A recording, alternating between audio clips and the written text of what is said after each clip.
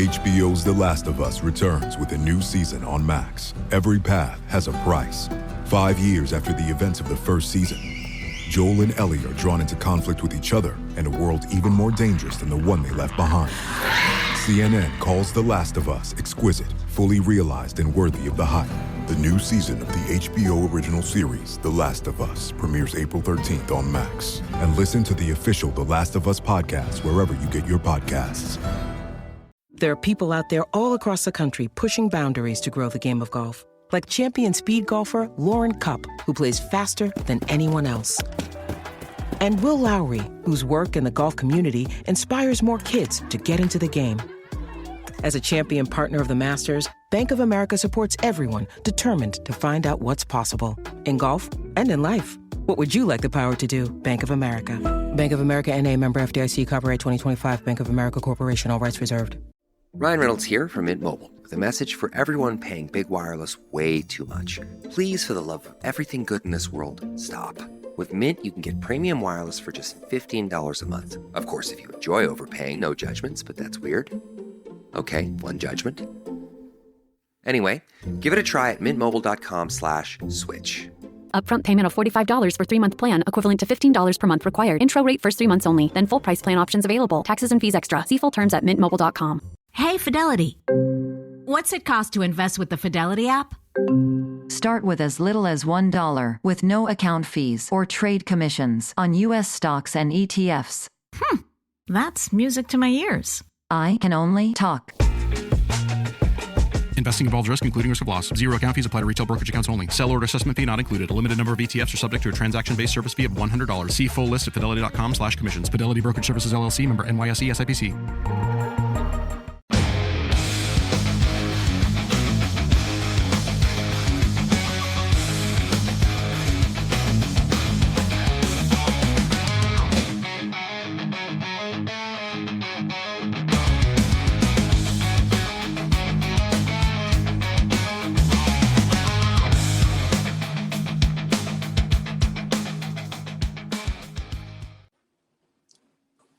Hey, welcome back, everybody. Mark from Rams up here. I got Scott Richmond aboard, and hey, man, it's getting close to the draft, and we're going to press on with our pre-draft analysis here. Today, we are talking cornerbacks, and Scott's got a lot to say about a bunch of them. How you doing, Scott? Doing great. Doing great on a Sunday. It's getting closer to Christmas. Yeah, I know. Oh, you caught my comment the other day. What are my favorite holidays? Thanksgiving and draft day are probably at the top. Yeah. So what we're going to do here, we're going to talk about 12 different cornerbacks, and Scott has them broken up into groups based on top 50, 51 to 125, 126 to 200. So, different tiers, different parts of the draft where you may get one of these guys. And we are leaving off, we'll go back to the slide once in a while, but we are leaving off some guys that we're leaving off 3 guys at the top of the draft. And let me go to that right now. We're not going to talk about Travis Hunter, Will Johnson, or Jedi Barron.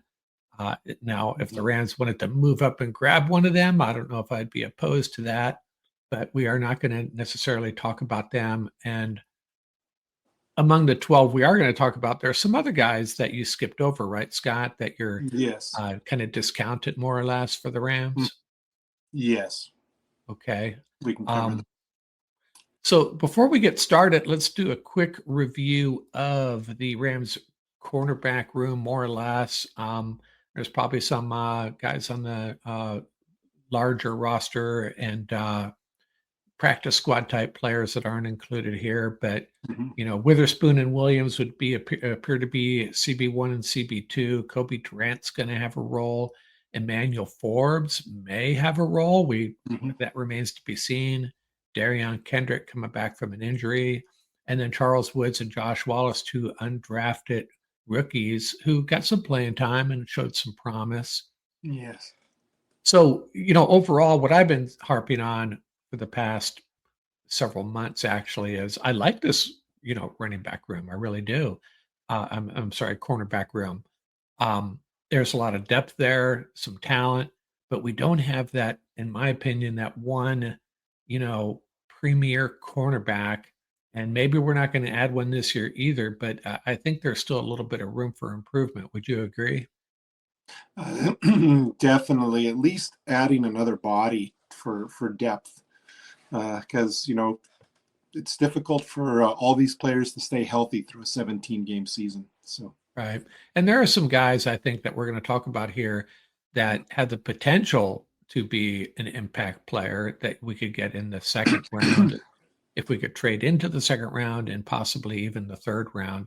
Let's go yes. back to this. So we'll just go over these players real quickly. We won't talk in detail, but for those on the podcast, the guys we're going to talk about here are Trey Amos out of Ole Miss, Benjamin Morrison out of Notre Dame, Azare Thomas out of Florida State, and Maxwell Hairston out of Kentucky. Those are the top four. The middle four are Noel Williams. I believe that's how you pronounce it. He spells it a little bit differently than it's not Noel. Noel Williams, California. Zy Alexander out of LSU. Dorian Strong, Virginia Tech. Kobe Bryant out of Kansas. And then the bottom four we're going to talk about. These would be probably, fifth, sixth round guys, I'm thinking. O'Donnell Fortune, Mello Dotson, Jermari Harris, and Jason Taylor. They're out of South Carolina, Kansas, Iowa, and Florida State.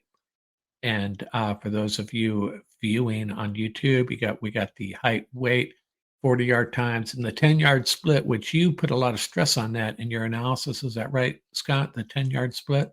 Yeah, I think it's an important gauge of how explosive a player is in their initial movement. So, okay, let's walk through each of these guys. All right. We talked about the guys. If I could preempt and give a little forward on it. First of all, the purpose of this exercise is we're looking for an outside cornerback, a boundary cornerback, as opposed to a smaller sized slot corner. We're looking for a starter on the outside. Somebody preferably in the size to Witherspoon. And their coverage specialty would be slanted towards zone coverage, since that is primarily what the Rams play in their base defense. This past year, our new defensive coordinator has, he's mixed in more blitzes, more disguised blitzes, which kind of forces you to play man-to-man coverage on the back end.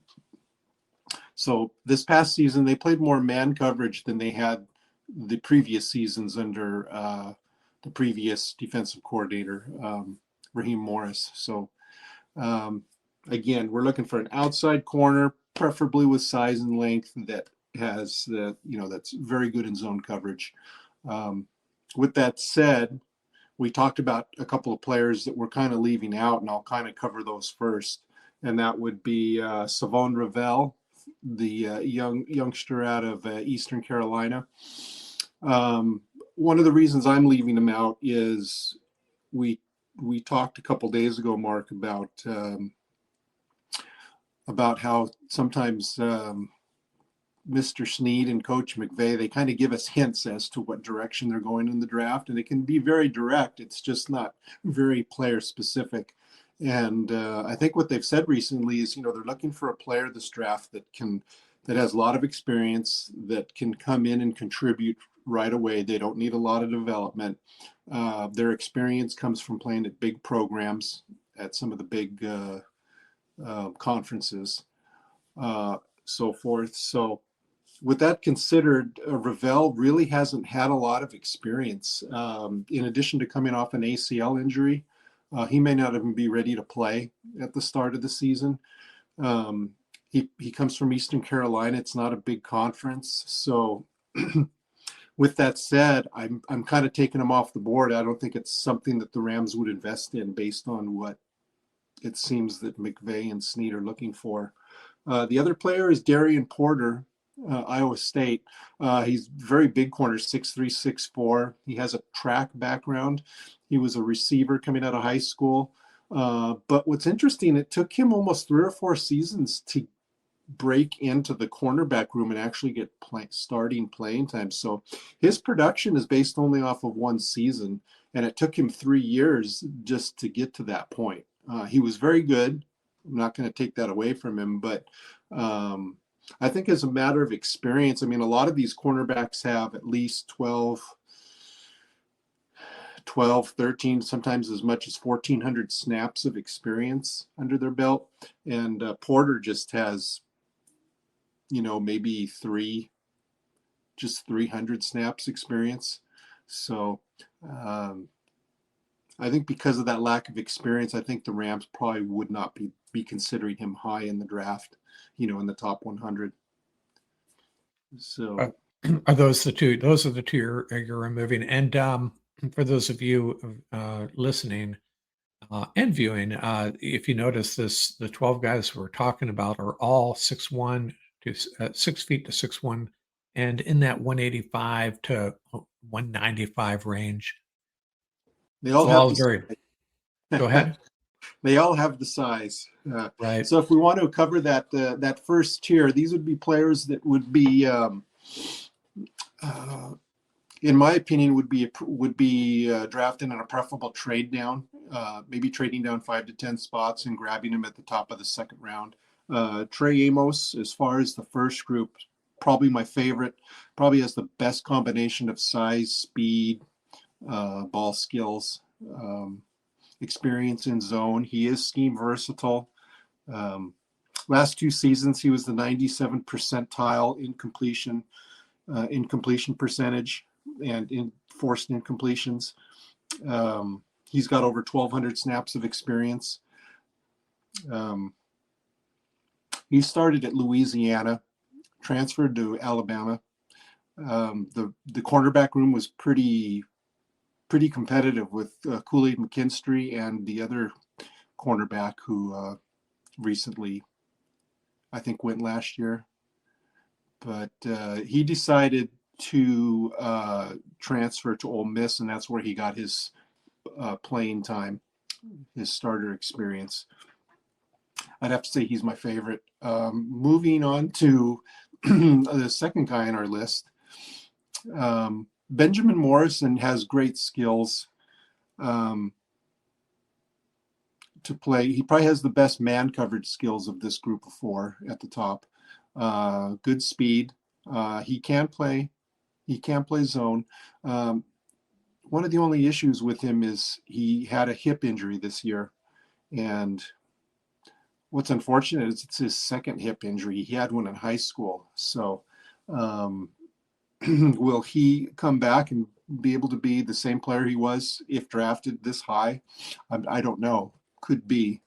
But, cornerbacks are forced to flip their hips and run with running backs, with the wide receivers downfield. And is he going to be able to maintain that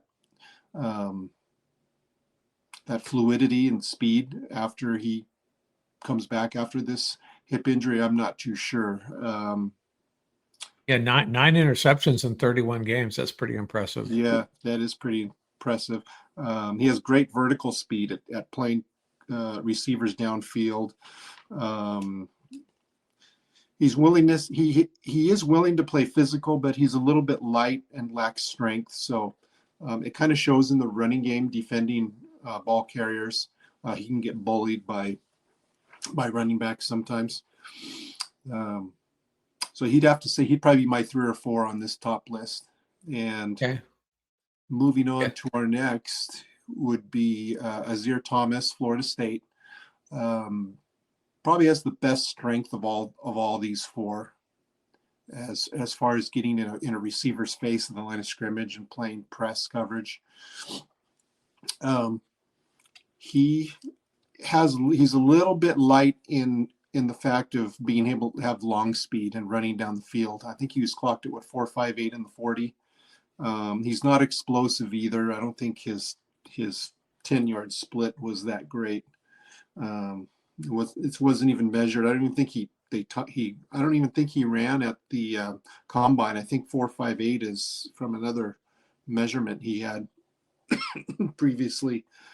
So he is I would be more confident with him if you were playing more of a cover 2 scheme where you definitely had 2 high safeties and he could press his man and play close to the line of scrimmage, play physical, and doesn't have to worry about the receiver getting past him. Yeah, I know Jared Verse has been lobbying for him as well. Yeah. His old teammate. Part of that zone coverage is a lot of teams in the league like to play that quarters coverage where, you take the field widthwise and you break it into 4 equal spots, and the boundary corner is responsible for everything down the field from the sideline out to where the numbers are. So basically, if they're playing quarters coverage, the cornerback on that side is basically the safety. He's got to be responsible for running with any receiver that runs down the field. So, if a wide receiver is running a go route, and he doesn't have the speed to catch up, he's not gonna have any safety help in a quarters situation. So I would be concerned with his ability to stick with those longer routes. Receivers that have 4.35, 4.4 speed. I'm not sure he's going to be able to keep up with him. Yeah, if this 40 times accurate, it's not. Doesn't give me a warm fuzzy on his ability to do that. That's for sure.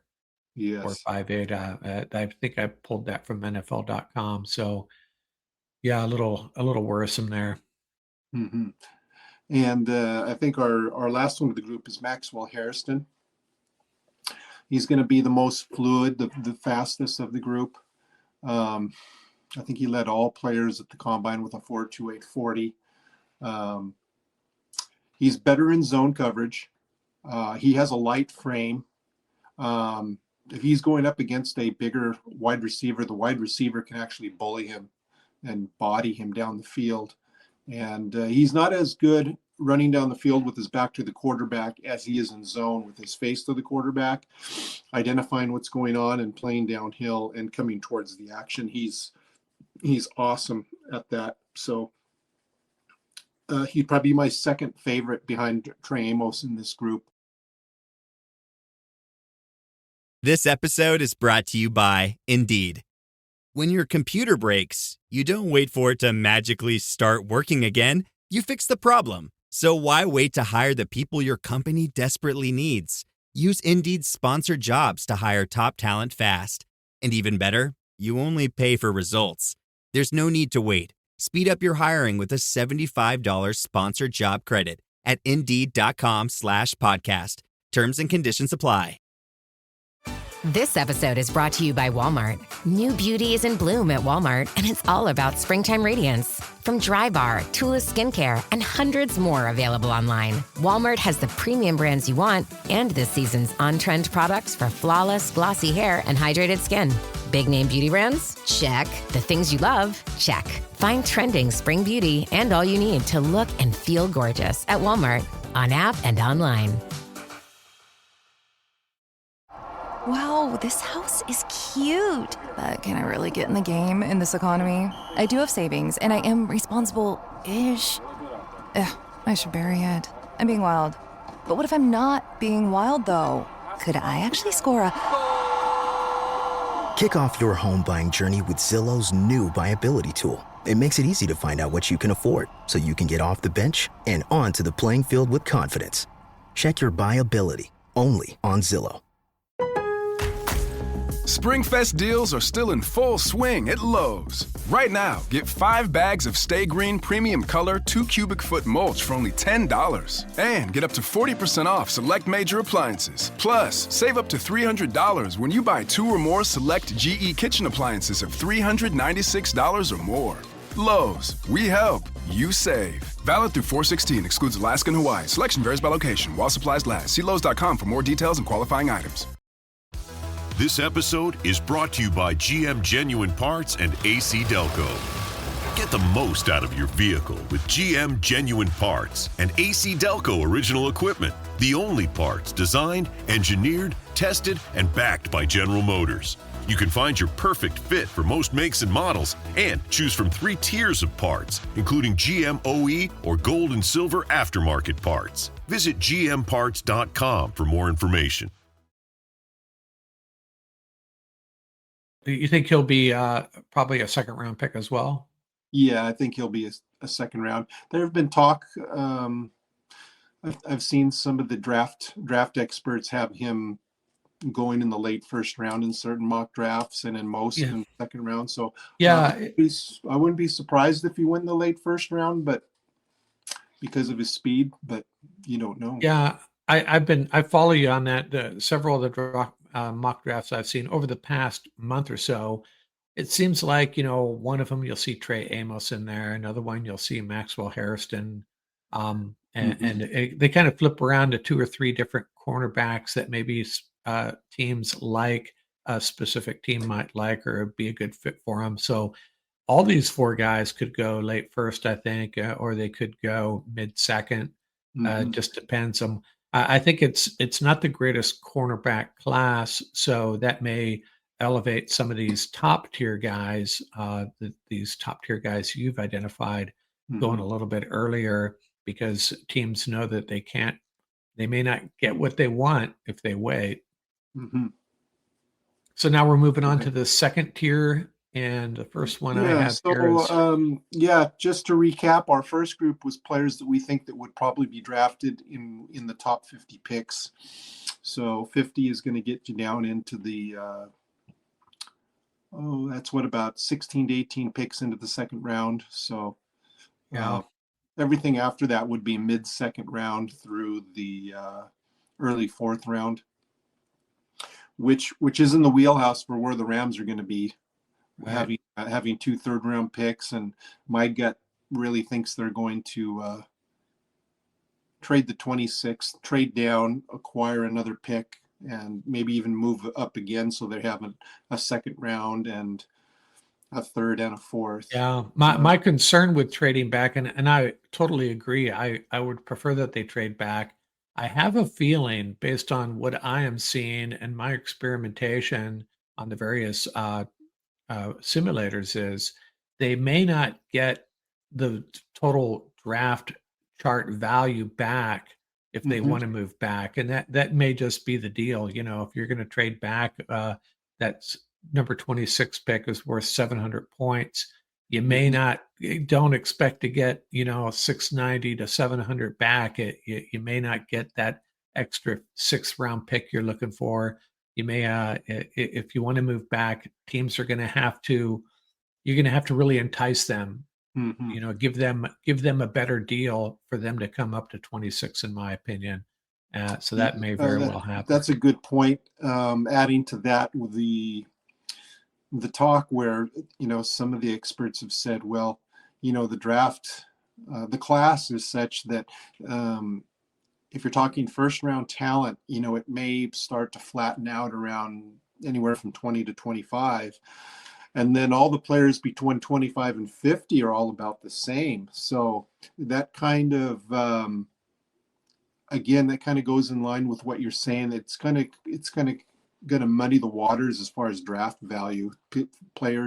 Teams aren't going to feel the need to move up as much, because the quality of players they're looking for still may be there in the mid to late second round. Yeah. Regardless of position. So yeah, agreed. Okay, so the first guy I have for your next group is Noel Williams out of Cal. Yes, Noel Williams. I'll just say up front that of these four, I would probably have to say Noel Williams and Dorian Strong are my two favorite. Noel Williams out of Cal, he's probably the strongest out of this group. They all can play zone, but Williams is the strongest. If you have to play man defense, he's the strongest. He can really press receivers at the line of scrimmage. He's 6'1", 195. I believe he led the league in interceptions. I think he had 7 this season. You wanted to say Pac-12 there, didn't you? No, I wanted to say ACC. FBS or FCS. The entire entire division. Yeah, I just get the FBS and FCS mixed up. As do I. So with that said, he has decent speed. I think as far as carrying receivers downfield, he's competent at it. I don't think he's going to get beat a whole lot, if you don't have safety help. So I would feel confident him playing in the Rams system if they went to a quarters coverage. In addition, he's great at playing ball carriers. In the run game, he's great at blowing up wide receiver screens and anticipating them. I think that's it for Noel. If you want to move on, was our next one? Let's see. And by the way, Williams 14 career interceptions. Next, I had Zay Alexander out of LSU. Yes. Did you want to go to someone? Is that okay? That's fine. Yes. Okay. I like Zay Alexander. I think we could compare him. He's pretty close to Trey Amos as far as build and the type of play. I just don't think he has as good of speed. He has decent explosion in the first 10 yards, so he can be pretty sticky with receivers, in the general area of the line of scrimmage if he's playing tight. Long speed, I'm not as confident with him as I would be with Noel Williams. Running deep, he is more physical than the other two on the bottom of our list. In the run game, I'd be more confident with him. But he is scheme versatile. He can play man-to-man as well as he can playing zone. And his production is A-okay. For playing in the SEC with LSU, I thought he was their best corner. Yeah, and talking about his versatility, NFL.com, I believe it was Lance Zerline, pointing out that he could eventually play safety for an NFL team. So has some flexibility there. Okay, next up I got Dorian Strong out of Virginia Tech. Yeah, Dorian Strong. Very great production for his size. He's a little thin. He's 180. He's 6 foot. He's got, for his size, he's got like a 75-inch arm span. I just love the way he can play the ball when defending at the catch point when defending a receiver. Great instincts, great good eye discipline. One of his other in 2023, he was targeted only 33 times and only allowed 9 catches. I don't think his production was as great this season, but I think all around he would be tops in the Rams system. Oh, really? He would make a great boundary cornerback opposite Witherspoon or whoever else would be on the other side. He's tenacious. He's physical. He can, with his light frame, he is still a good tackler. Tackling ball carriers in the open field. He sticks his nose in. He's very good that way. Yeah, his ball skills could be due to the fact that he's a former wide receiver, right? Yes, I think that's true. And I think that's about all I have for Dorian. If we want to move on to the last of that group. The last of that group, Kobe Bryant out of Kansas, 6 Kobe feet, Bryant. 180. Yeah, Pardon? one thing Ram fans could be happy with, you would know that this guy is probably the most tenacious of the four. If he came to LA, he would be the Mamba coming out onto that football field every Sunday and bring the Kobe Bryant Mamba mentality. So he's not he doesn't test all that great. He has average speed. I think showcased by his 4.53 40. 1.56, 10-yard split. He's okay. Again, he's not that explosive, but he just produces.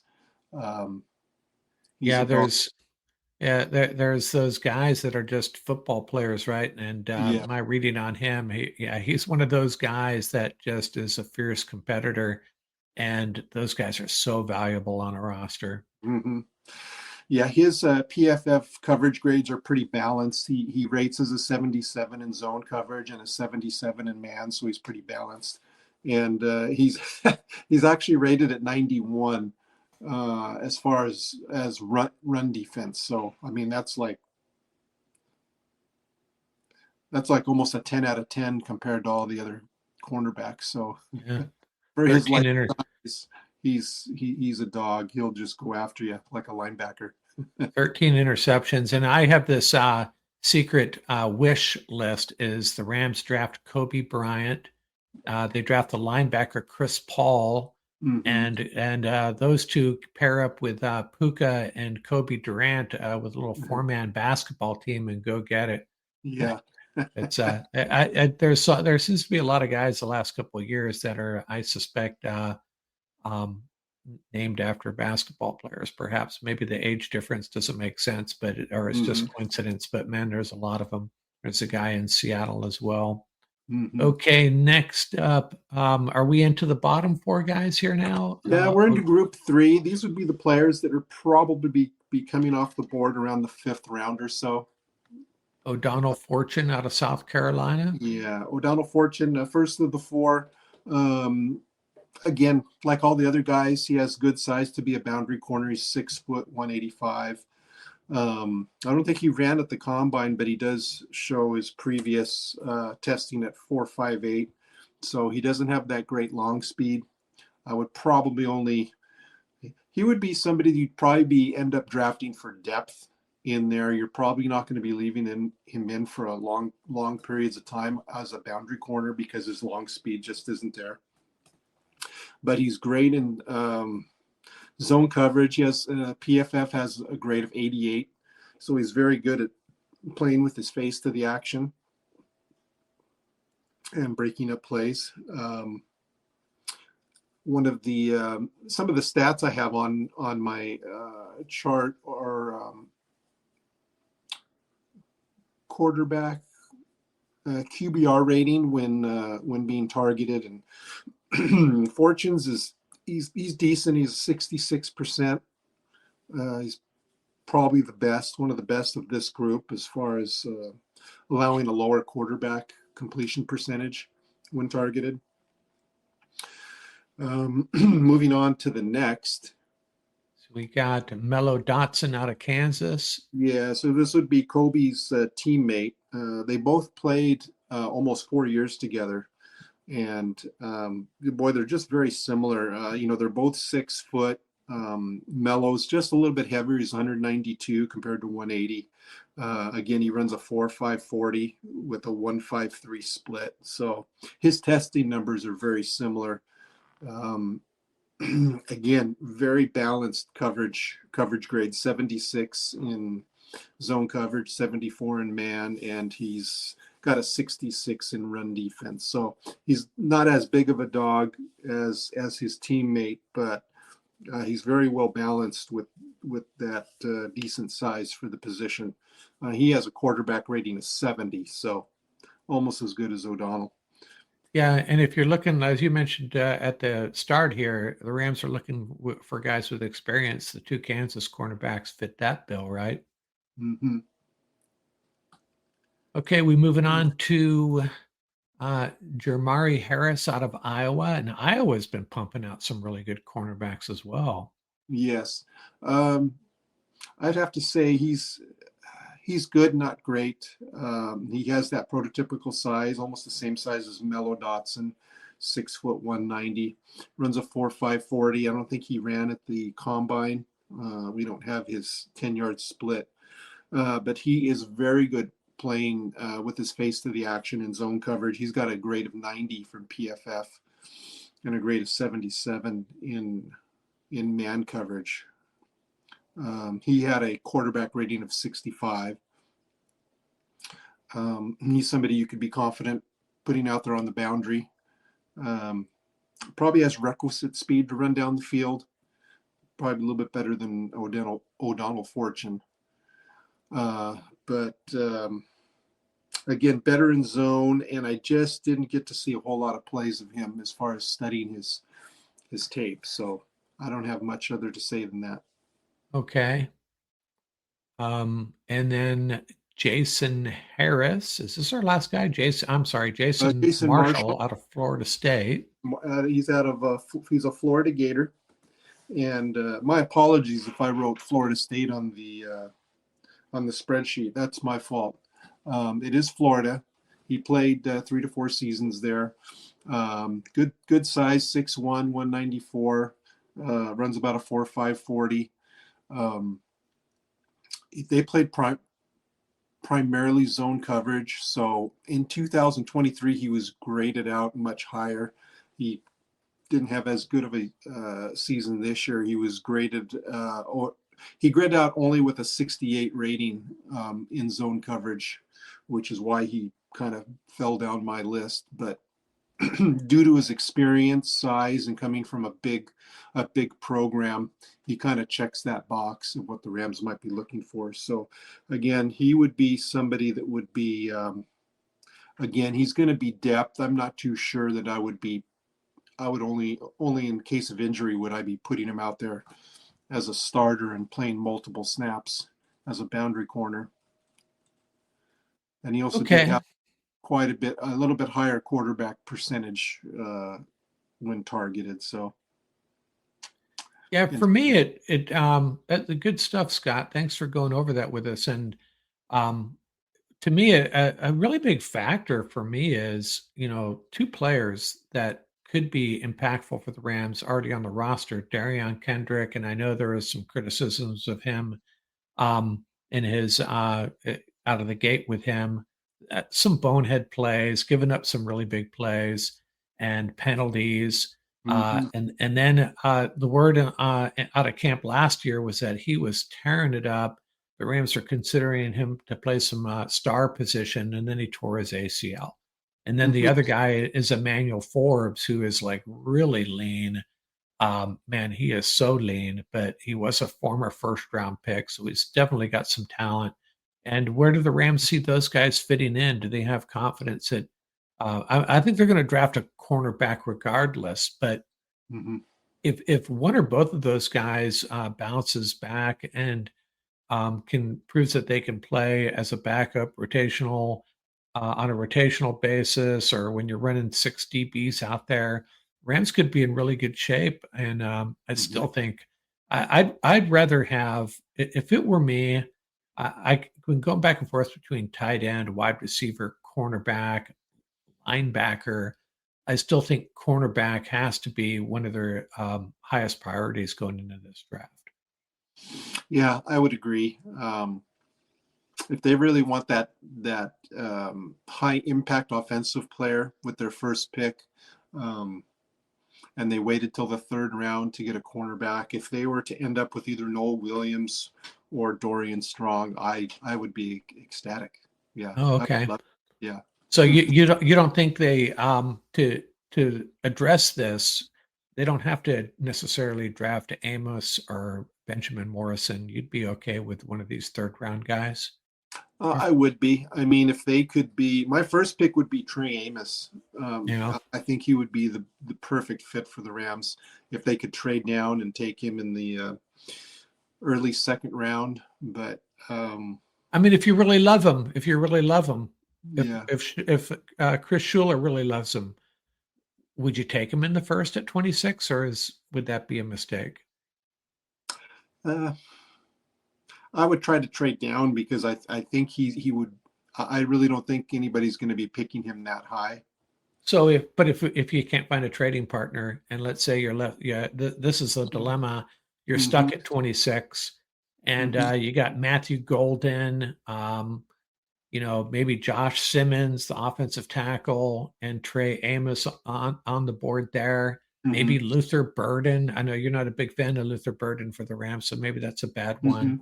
But let's say Golden, Simmons, and Amos are out there. Who Who would you take? Can we add another one in there? Sure. Malachi Starks. The safety? Okay. The safety, Georgia. So you would take Starks, I'm guessing?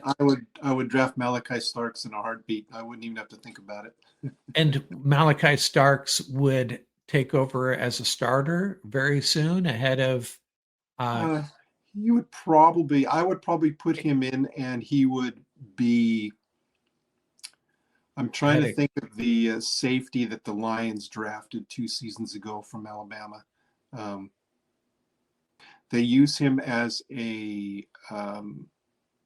They kind of use him as a wild card. He'll sometimes play the slot. He'll sometimes play single high safety. Sometimes he'll just be a cornerback. That's what I see Starks being able to do for the Rams. He has good enough man coverage skills. You could play him on the outside. You could play him as a slot corner. You could play him as the star position. You could play him as a single high free safety. So basically, you could see Kinchins, Curl, Quentin Lake, and Starks all out there together. Yes. And then I guess Jalen McCullough wouldn't be happy about that, but yeah, he'd probably have to come off of the practice squad, possibly bring him in if somebody goes down with an injury, and you might lose him to another team. But I would have no problem with that. Yeah. Okay. Malachi Starks that'd be your pick at 26 if he's still there. Okay, fair enough.